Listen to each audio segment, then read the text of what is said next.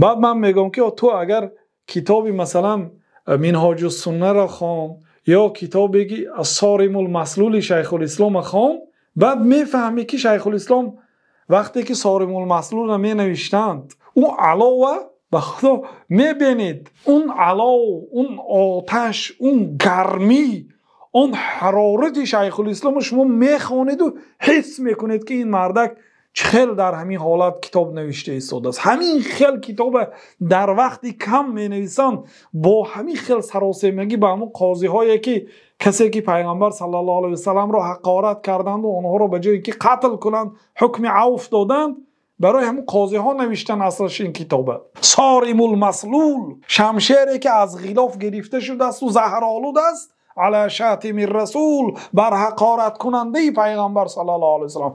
او غضبشان آمد وقتی که پیغمبر صلی الله علیه و سلم را تحقیر میکند، دشنام میدهد.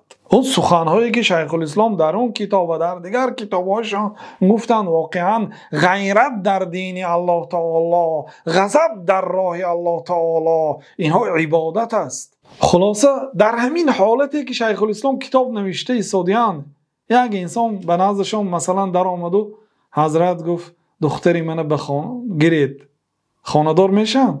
همین وقت نمیشن. در 7 بار در زندان نشستن، در سفرها بودن. یعنی همه وقت من میگفتم که همه وقت همون حالتی که در کتاب صارم المسلول دیدم، همین حالت من در حیات شیخ الاسلام تصور میکنم. همه وقت مشغول علم، مشغول جهاد، با تتر جنگ کردن، مغول ها، یعنی تاتار میگن عرب ها، و بعضی چینگیز میگن، یعنی نسبتا به سرلشکری مغول ها، و بعضی ها تاتار میگن، بعضی ها مغول میگن. همش همون یک گروه هست، مردمی مغول هست، فرزندان چینگیز خان است که بعضی در زمانهای نبیره هایش به دمشق آمده بودن که شیخ الاسلام در سن 29 سالگیشان همراهی آنها جهاد کردند. یعنی این حیات شیخ الاسلام رحمت الله علیه در جوش و خروش و در اجتهاد و در خدمت این دین مقدس اسلام بودن، بنابراین امکانیت پیدا نکردن و نکاح سنت است،